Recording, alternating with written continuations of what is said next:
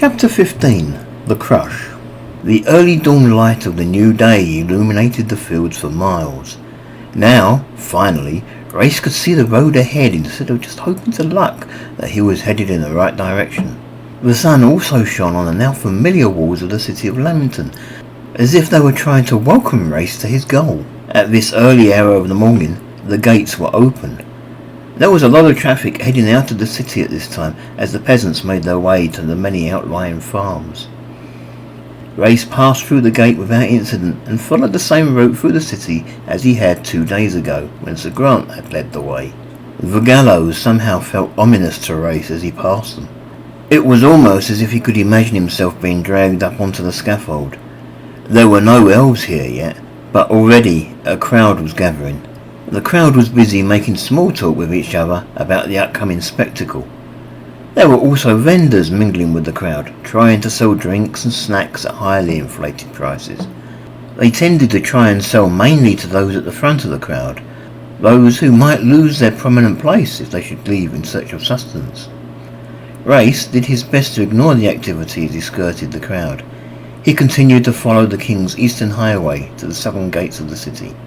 The sun was climbing slowly, but it was still early morning as he rode through the southern gates, and his heart leapt for joy as he caught sight of the palisade that surrounded the circus. By the look of it, the circus was already open. It wasn't as if there was a lot of activity going on beyond the large wooden fence.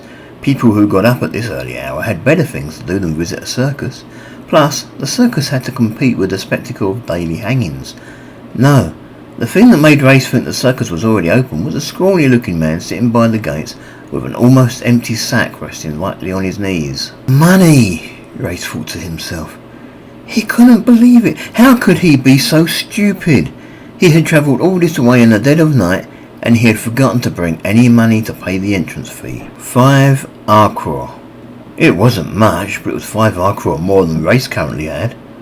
For a few minutes, Race sat there on his pony, lost for what to do. He could beg for the money. 5 arcrois really wasn't much. Surely it wouldn't take a lot of begging to get. He couldn't bring himself to do it. He was the son of a duke, and refused to even consider the idea. Besides, who would believe he needed money when he had a pony? The pony! The idea came to him in a flash. He would sell the pony! He needed somewhere to tie it up anyway while he visited the circus. He remembered Sir Grant saying something about them needing to leave their horses in the city. He also remembered the location of the stables where Sir Grant had left their horses the last time. Perhaps they would like to buy a pony. Race turned his mount and rode back through the southern gates of the city, where he found the South City stables. He dismounted and led his pony into the stables, patting its neck gently. It had been a fine and loyal animal. It had almost been like a friend to him. He wished he didn't have to sell it. He was going to miss it. One of the stable hands came over almost immediately. The hand seemed to size up Race before he spoke, no doubt surprised at how young he clearly was. "Can I help you, sir? Need stabling for your fine animal?" "No," Race replied hesitantly. "I wish to sell him." "I see, sir," the stable hand said doubtfully. "Please wait here while I fetch my boss." The stable hand then disappeared into a deeper part of the stables. A few minutes later, he re-emerged with another, more thickly set man by his side. This second man was much better dressed, although he wasn't quite as well dressed as Race. Although the man did wear fine clothing, it looked as if he'd been wearing the same clothing for most of the week. "I'm told you would like to sell your horse," the man asked. He looked unimpressed at the animal standing before him. "That's right," Race replied. He felt unsure about giving up such a marvellous animal, but he needed the money. The stable boss made things worse almost immediately by adopting a superior attitude. "So, how much do you want for this scrawny beast?" Race had no idea. No idea at all. He had never before been involved in the buying and selling of livestock of any sort. One thing he knew for certain was that his pony had to be worth a lot more than the 5 arcrois he sought. "It's a fine beast. One of the best. What will you give me?" "Not much," the stable boss replied sharply. He then walked around the pony at a slow pace, muttering to himself. "Not good. No. Not good. Oh, that's bad." And so on. Finally he turned his attention from the pony back to Race and said, "I'll give you a craw for it." "Just one craw?" Race questioned. He felt insulted. He had the feeling that his pony was worth 100 times that, but he couldn't be sure. "Okay," the boss suggested. "You've twisted my arm. 1.5 craw. That's 300 R-craw total. That's my final offer." Race considered the offer.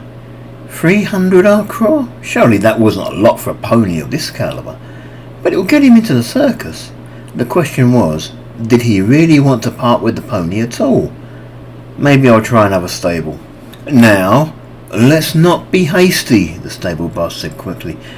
"I suppose I might be able to increase my offer." "If you offer me 2 craw, I'm leaving," Ray said decisively. "How about 7? the stable boss asked. "7? Race repeated. 7.5, the stable boss said quickly. "Now that is my final offer." 1,500 R-craw, Race calculated. A sudden feeling of doubt crept into his mind. Maybe he should just get on the pony and ride home again. It would mean leaving Agnart. She was so close now he could almost smell her. No, he hadn't come all this way to turn back now.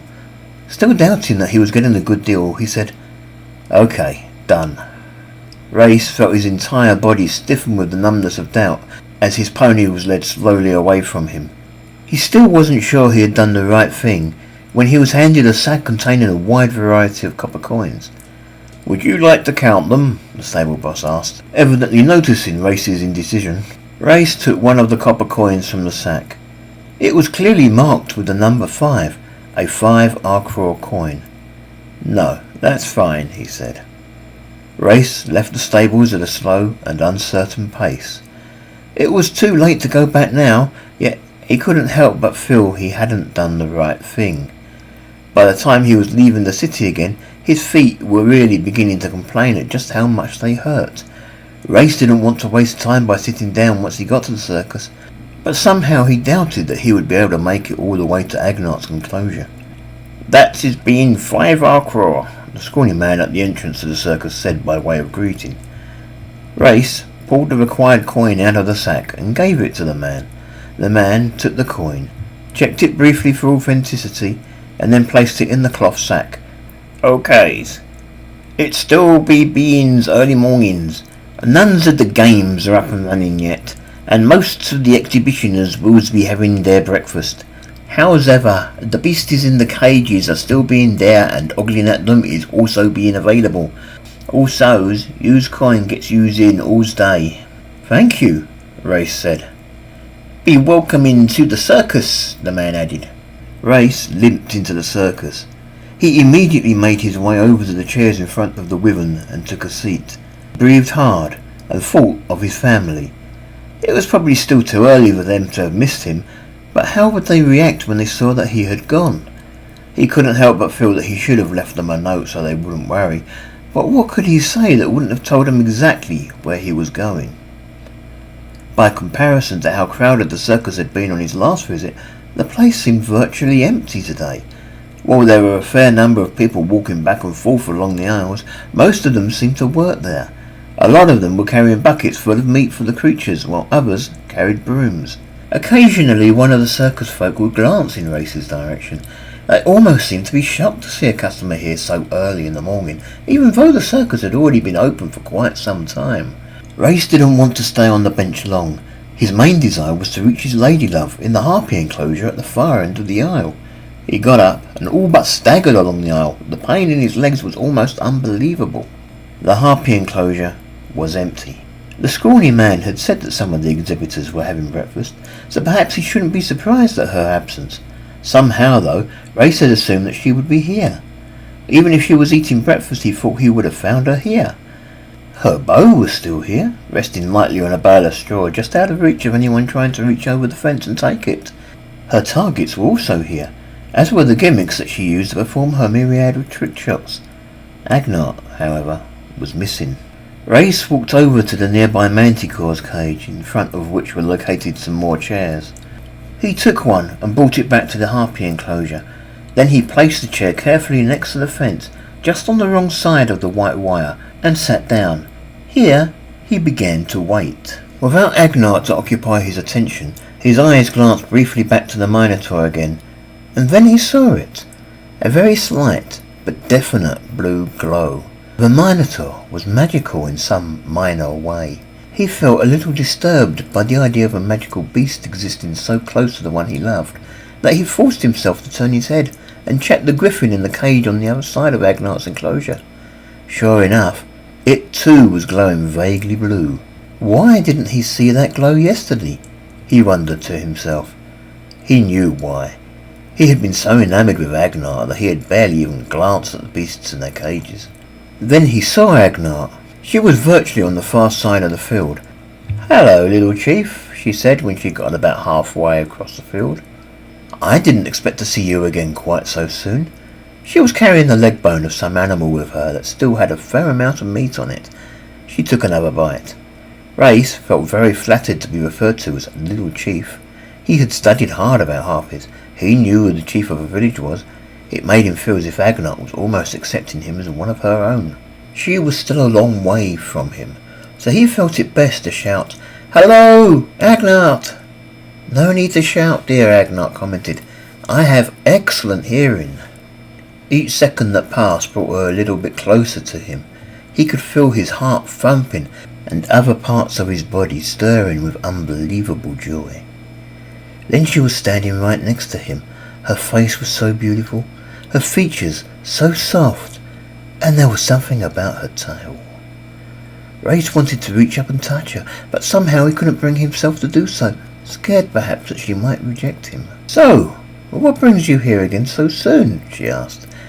"I had to see you," Race replied. He swallowed hard. "Really?" Agnar commented. She handed him the leg bone and asked, "Fancy a little bit of horse for your breakfast?" "I can't get you out of my head. I think I'm in love." Race took the leg and looked at it, uncertain what to do. Part of him was revolted by the idea that he should share a meal with a harpy. They weren't exactly known for being the cleanest of creatures. On the other hand, how could he truly claim he felt love for her if he wasn't willing to share a meal? Besides, he was very hungry. As it was, there wasn't a lot of meat left on the bone, and what meat there was hadn't been cooked as well as Race would have liked. Agnar laughed. It was an ugly laugh that had no right in coming from any living creature. "I'm flattered. I truly am, little chief. Think about it, though. I'm 23 years old. Even assuming I'm right about you, you still won't be an adult for what, another 3, maybe 4 years? By then I'll be 27 and close to the end of my life." "But," Race tried to protest. "You don't love me, little boy," Agnar insisted. She held his chin in her hand for a moment so that she could look at his face. "What you're feeling is a crush. I'll bet I was the first harpy you ever met." She paused and added, "That you remember, anyway." "But," Race repeated. Agnar released her grip on Race's chin and climbed easily over the fence into the enclosure. "Tell me, do you find your feet tire very quickly?" "I do," Race agreed. "They hurt now." "Thought so," Agnar replied. She sat down on the bale of straw next to her bow. "Mine too." She kicked her legs out in front of her and flexed all 5 talons on each foot in a way that Race found slightly unsettling. "I travelled a long way to see you again," Race said sadly. "Those legs of hers are beautiful," he was thinking. He began to fear that he was staring. He tried to find something other than her legs to look at. In the end, he concentrated on devouring the rest of the meat from the bone. "I'm flattered that you think of me that way at all," Agnar admitted. "But the best thing you can do is get back on your horse and go home before anyone misses you too much." "I sold my horse," Race admitted. He chucked the now empty leg bone over his shoulder. "I guess I was expecting to stay here for a while." "What?" Agnar laughed again. It was a raucous sound. "With me?" "Well, yes," Race replied, his eyes looking down at the ground. "Well, now you know better," Agnar told him. Race couldn't believe what he was hearing. She had been so kind to him the other day. It was as if his illusion of her had suddenly been shattered. He rested his head in his hand and sighed. Agnar watched him for about a minute, her head tilted just slightly, and then she said, Ever feel you want to cry, but find you can't? No, Race insisted. He looked up angry. Crying is for girls. I've never cried in my life. Me neither, Agnart revealed. Really? Race asked, looking up at her. You've never cried? Harpies don't have tear ducts, she said simply. Besides, crying would be a sign of weakness. That I didn't know, Race replied. Harpies not having tear ducts, I mean. Yes, we have something similar that keeps our eyes moist enough for us to see, but we can't actually cry. Agnart picked up her bow and checked that the string was all right. It was still early in the day and there was no one watching her yet, but she obviously wanted to be ready for when the customers did start to gather. Then she knocked an arrow to the bow and fired it into the boards behind the target. That seems all right. You have such a skill with the bow, Ray said as he watched her. Flatter her, she said. Then she knocked another arrow and fired it at the target. The arrow lodged neatly in the bullseye, making no attempt to penetrate it. Race watched the shot with surprise. I thought, Race started to comment. Thought what? Agnart asked. She tilted her head a little to the side. Race shook his head. Agnart smiled. You thought my arrow would penetrate the target much further. Well, yes, Race admitted. Agnart restrained a laugh. I'm not putting on a show right now. I don't want to hit the target so hard that I can't retrieve my arrow. I don't always need to employ all my strength when I fire my bow. Sometimes it's better to just kiss the target. Could you teach me to shoot like that? Ah, Agnart said. She put her bow on the bale of straw beside her and looked Race right in the eye. So that's what you want. It would keep me with you a little longer and, Race said, his words tapering off as he realised he sounded like he was begging. I can't teach you anything, Agnart replied. She looked about quickly and then said to him, This whole exhibition is a cheat. I can't really shoot the way you've seen me shoot. I use magic to redirect the arrows to their target. I don't believe you, Race protested. I would know if magic was involved. I would have seen the glow. Yes, Agnart commented. I'd forgotten you're a mage. You're quite young for a mage, you know. I don't tend to think about magic too much. I've never heard of a harpy being able to cast magic before now. Me neither, Race agreed. Well, actually there was one, Lammerwort the Eternal. She was so famous among harpies that some of us even revere her as a goddess. Personally, I think she's nothing more than a legend. I doubt there ever truly was such a person. Oh yes, Race commented. I remember my father telling me of the legends. I don't think he ever named her though. Personally, I don't think your race has the ability to use magic. Perhaps not, Agnart replied with a smirk. Race suddenly seemed to cotton on to something. You deliberately changed the subject, didn't you? No, seriously, how about teaching me at least a little of the stuff you know about archery? I'm serious, Agnart replied. I can't teach you anything. I get all my skill from these bracelets. She held up her wrists to show them to him. Without these little things, I doubt I could hit the side of a barn on a calm day. Race gazed at the bracelets burning with a soft, magical luminescence. I thought you said they stopped you from turning your arrows on the audience. That's for the punters, Agnart replied light-heartedly. I'm not going to come right out and tell my audience that I'm cheating, am I? I'm not even sure why I'm telling you. Perhaps in you I sense a kind of kindred spirit. No, what keeps me from shooting down my audience is the simple fact that I'm not feeling suicidal. I can't just fly away afterwards, you know, not without wings. If I tried something like that, the owners of the circus would have me cut down in seconds. I'm sorry, Race told her. He suddenly realised that Agnart was little better off than a slave. Don't be, Agnart replied. It's the way the world operates, little chief. She walked over to the fence and rested her elbows lightly on it. In my time, before joining the circus, I killed many humans. I was part of a village of harpies that found easy pickings by regularly raiding a merchant caravan route that was just across the border from us. We showed them no mercy. Mercy is an alien concept to most of us. Then, one day we got careless. Our target caravan was a trap. It was laden with soldiers, and, well, I was lucky. I ended up here. If I hadn't got these bracelets from one of the previous merchants I slew, I would have had no skills suitable for the circus, and I would already be dead by now. Human justice has no time for my kind. I was given the choice of losing my wings and joining the circus, or losing my head. Believe me, I seriously considered the latter. Those that were caught with me weren't given the option. Race felt the cold hand of dread grasp at him.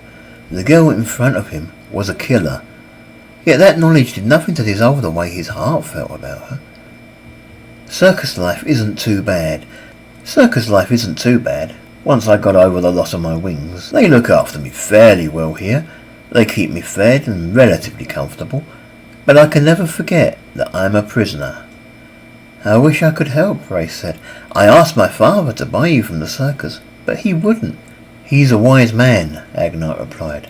Outside the circus, I'd be fair game to any human who fancied his chances. I doubt I'd survive the week. Besides, your father would have to break the law of the land, and that could get him into serious trouble. My father is Duke de Moff, Race commented proudly. My father makes the laws. Agnite shook her head as she explained. Your father carries out the laws sent to him by the crown. If he ignores a law, such as this one, and the king should find out... She stopped, not finishing the sentence. I see, Race commented. Then there's the fact that you live right on the very border with Elstrand. The Duke might well consider me too much of a flight risk. Not that I could ever return to my people now that I have no wings. Not unless by some miracle some male of my species happened to develop a crush on me. She looked at Race with a twinkle in her eye. Like I do, Race commented with a grin. Like you. Exactly like you. Do, Agnite agreed, adding the last word a couple of seconds after the rest of her comment. So there really is nothing you can do for me? Race asked. Not now, Agnite said. Come back next time the circus is in town, as I suggested the last time you were here. And I may have one or two things to tell you. Return again the time after that, and assuming I'm still alive, I may even bequeath you my bracelets. One of the circus workers was approaching the harpy enclosure from one of the side aisles. Agnite muttered something under her breath. It was in a language that was totally alien to Race, and yet somehow it was music to his ears. He had heard that the harpy language was a really ugly language, full of hard consonants. Surely that couldn't be the language that Agnite had just uttered. "Hello, harpy," the circus worker sneered, his voice filled with contempt. "I see you as a customer already. Why ain't you putting on a show for him?" "We were chatting," Agnite replied. "I guess you could say that we're friends." "Friends?" The circus worker laughed and started to walk away. "You, as a friend? Well, I guess as long as you don't mind just chatting, I'll let it go. But if I sees you not working when you has a real audience, I want to know why." "Pompous prig," Agnite muttered quietly. Race giggled. "I'll be keeping an eye on you, Harpy," the man said from halfway across the field. "Big advantage of having sensitive hearing," Agnite said. "I can hear a whisper from all the way over there." She pointed to where the man had disappeared. "I can hear what people say about me, yet they can't hear me talk about them." "Don't be too sure," Race said. "Some humans do have excellent hearing. I do, for example." "Oh yes, but..." Agnite started. But then whatever she was going to say, she evidently reconsidered. "So," Race asked, "what language was that you spoke just before he appeared? That wasn't the harpy language, was it?" "Well, yes," Agnite admitted shyly. "Which flavour?" Race asked. "There is only one flavour. We harpies don't divide ourselves by countries. Each mountain might speak a different dialect from the next, but the language will basically be the same wherever you go." "How is that possible?" Race asked. "We travel a lot," Agnite said simply. "There are always girls on the lookout for a new village to settle in. There would be too much inbreeding otherwise." "I had often wondered about the problem of inbreeding," Race said. "You're a bit young to worry about such things," Agnite replied. "Suffice it to say that it's more instinctual than planned." "I see," Race replied. "Agnite, you can't teach me archery, but I would so love to learn your language." "I'm surprised that no woman like you doesn't already know it," Agnite commented. She picked up her bow again and walked to the end of the enclosure, where she retrieved her arrows and positioned the bucket in front of the bullseye. Race looked around. He was no longer the only human watching what was happening in the enclosure. Knowing she would still be able to hear him, he said, "I do speak a little bit of Elvish thanks to the tutors my father hired, but none of them speak Harpy. It doesn't seem to be a language spoken by anyone other than Harpies. I think I'd like to change that. Alistran is such a dull language." "I'm not much of a teacher," she said, almost whispering, apparently certain he would still be able to hear her. "I suppose I might be able to teach you a little bit. I warn you, it's a difficult language to learn. Most of the words are very similar with only very subtle differences. Phrases such as 'I like you as a friend' become 'I grab yellow some' simply by putting the wrong emphasis on certain words." "I see," Ray said, still eager to learn. "Do you have any money on you?" Agnar asked suddenly. "Money?" Ray sounded surprised. "A little. Why?" She walked towards her firing position. "It would be nice to have some company in the evenings. I'll still have to do this during the day. It's my job." She turned and quickly fired her first arrow. It penetrated the bucket easily and hit the target's bullseye. "So I would only be able to teach you once the circus are closed in the evenings." "Yes, I'll teach you what I can of the Harpy language. At least, the dialect I know. But I'll have to sell the idea to the owners of the circus, and that will take money. How much do you have?" "A little less than 1,500 Arcor," Race replied. "Is that all?" Agnar asked. She placed an old armoured breastplate on the rack where she had hung the heavy shield on his last visit. "I thought you sold your horse." "I did," Race said. "That's where I got the money from." "Really? You should have gotten more than that for it as dead weight," Agnar said. She fired her second arrow through the breastplate and the bucket, piercing the bullseye again. This time she had gotten the shot right. She began to walk to the other side of the enclosure again. "Oh well, I'll do my best, but that will barely pay for your meals. Unless I miss my guess, you have a large appetite." "I do eat a lot," Race admitted. He was actually still feeling hungry right now. He looked around at one of the food stalls. It was only just opening, but he could see the prices listed on the board. They were quite expensive for what was being offered. "Maybe I could find a job while I'm here. Mucking out the monsters, maybe," Agnar suggested. "If I have to," Race agreed somewhat reluctantly.